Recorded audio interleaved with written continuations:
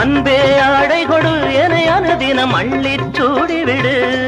இதழில் இதழால் கடிதம் எழுது ஒரு பேதை உறங்கிடம் அடி கொடு. தங்கச் சங்கிலி மின்னும் பைங்கிளி தானே கொஞ்சியதோ இனி தஞ்சம் மல்லிகை மஞ்சம் என்றிவன் தோளில் துஞ்சியதோ.